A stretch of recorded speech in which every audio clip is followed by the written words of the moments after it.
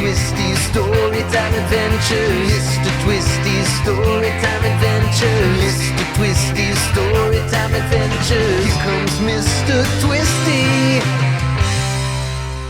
Hi there, my friends. I'm Mr. Twisty, coming your way with stories and laughter for you every day.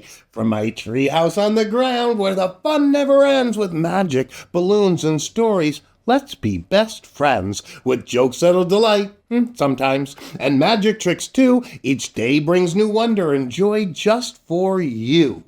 Adventures await with each turn of the page. Come join the excitement no matter your age. We'll twist up some fun with balloons of all shapes and dive into stories through forests and lakes. Creativity's key in all that we do, so let's get started. There's so much to do. Hi, my friends. Welcome back to another Storytime adventure. I love hanging out with you every week, and I am so happy to see you again. Are you ready for another adventure together? Oh no, here it comes. I can feel some seriously funny jokes brewing. What kind of button never unbuttons? A belly button! How do you cut an ocean wave in half? With a seesaw? Which is faster, hot or cold? Hot. You can catch a cold. Oh, I have to stop. I have a show to do. You know I love to go on fantastic adventures. Have you ever gone with your family to a grown-up house where you have to sit still and not touch anything and listen quietly while the grown-ups blah, blah, blah, blah, blah? I know, right? I couldn't do it as a kid. Go figure. Sometimes the grown-ups would let us go outside and explore. I love that.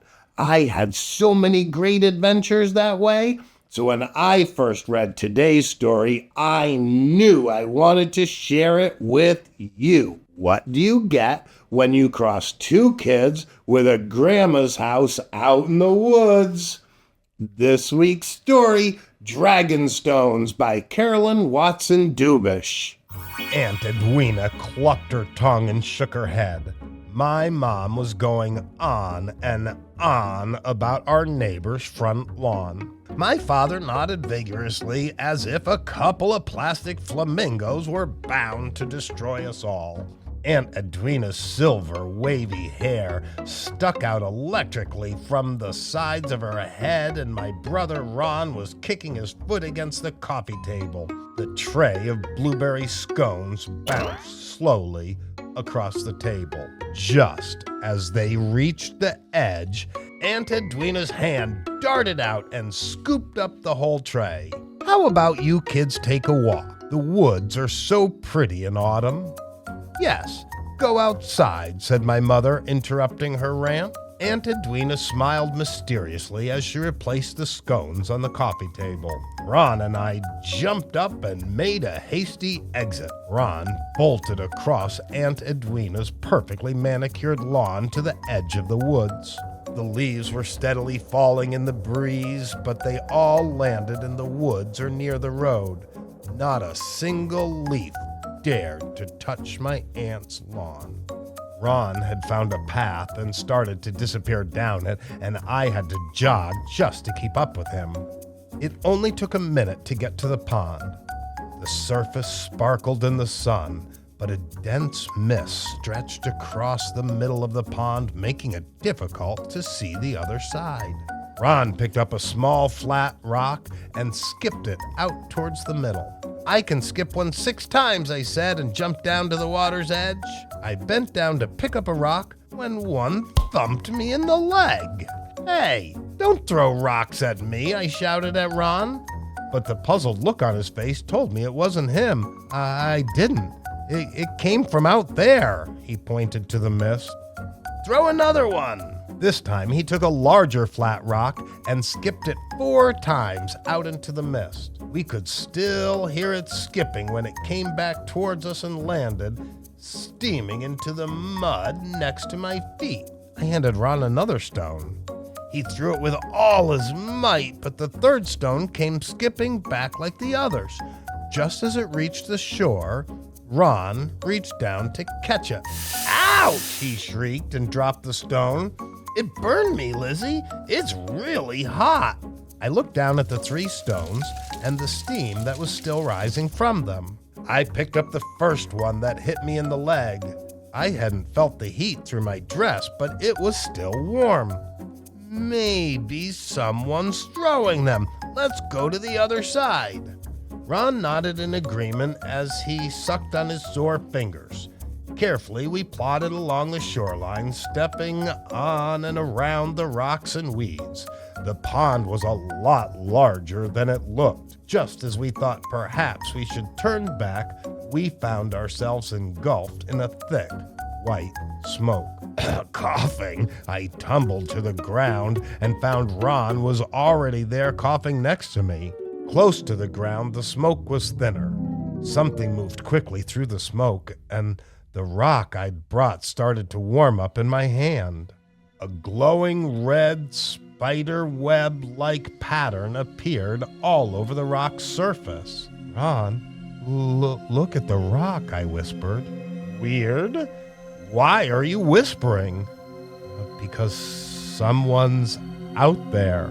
A crackling, rustling noise filled the hushed silence. "Who's there?" Ron shouted into the smoky void surrounding us. "Why have you come here?" rumbled a deep, gravelly voice. At the sound of the voice, the smoke grew thicker and the air hotter. The ground trembled, and through the dense white void that surrounded us appeared the huge head of a dragon. His blazing yellow eyes narrowed as he peered at Ron and I. "What's this? Human children? But how did you cross the barrier?" My gaze fell upon the glowing stone. "So you're the ones throwing rocks at me," he grinned wickedly, showing a mouthful of sharp and pointy teeth. "You mean you're the one throwing them back? Did I hit you? As you can see, you hit me." He gestured to his back, which was covered with the same spiderweb pattern that marked the stone. "Why did that happen?" I whispered in awe. The dragon snorted and growled. "That mark has been upon me ever since that vile witch Edwina trapped me here, banished forever from the human world to where only magical creatures may tread." His voice became shrill as he spoke, and he stomped and he shook with anger.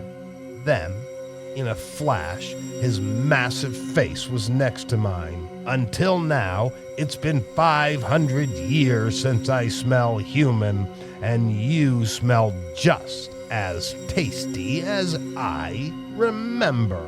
With his hot breath upon me, I was sure I was doomed. I stood frozen to the spot, unable to move. Ron tugged on my sleeve and pointed into the smoky void. I could see a shadowy figure coming towards us. The dragon's eyes narrowed with suspicion. An instant later, there, in front of us, stood Aunt Edwina. She held both hands up in front of her, palms facing us.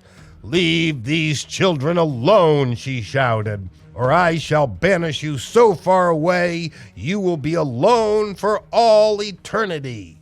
The dragon shuddered with fright. He backed up, away from my face, and slipped back into the white and smoky void. Ron and I stood with our mouths agape and stared at our aunt. Aunt Edwina smiled and put her arms around our shoulders. Then she led us out of the dragon's lair. When we reached the far side of the pond, I stopped to pick up the dragon stones we'd left behind. They too had the dragon spiderweb mark. As we walked back to the house, Ron was the first to speak. "Aunt Edwina, how did you know to come and save us?" Aunt Edwina furrowed her brow. "Are you kidding? I'm just glad you stayed out of the backyard." Mr. Twisty's Storytime Adventure is brought to you by Birthday Buddy, the magical birthday countdown companion, like Elf on a Shelf, but making birthdays magical. For more information, visit MrTwisty.com. I really like that story. If you did too with your parents' permission, you can learn more at the link below in the description. What did you like about today's story? I really like that adventure. I think it would be kind of fun to meet a dragon. Well, as long as the dragon didn't breathe fire on me, that wouldn't be fun at all. I also really like skipping stones. I love to search for the perfect stone and see how many times I can skip it. I do hope, though, that I never hit a dragon with the stone I skip. How can you find out how much a dragon weighs? Easy! They come with scales! How do dragons make vacation plans? They don't! They just wing it! What types of stories are dragons famous for? Long tails? What do dancing dragons compete in? A talent show? Why do dragons sleep during the day? They fight nights. Oh, that was bad, but it felt good. Today's story was awesome, wasn't it? So from today's story, Dragon Stones, I thought I'd make you a balloon fire-breathing dragon.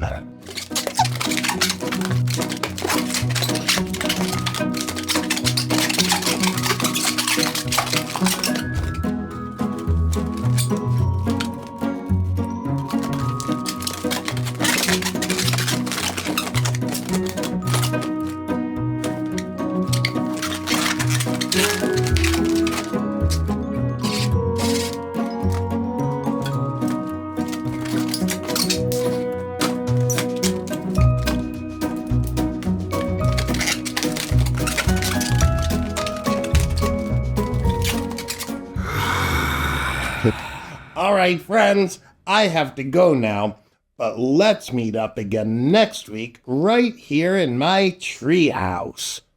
You want me to go on? You want more bad jokes? Wait, what? No? Okay, well, next week I promise a whole lot more of everything that made today's show special. I hope you'll join us again next week for another Mr. Twisty Storytime adventure. See you next week.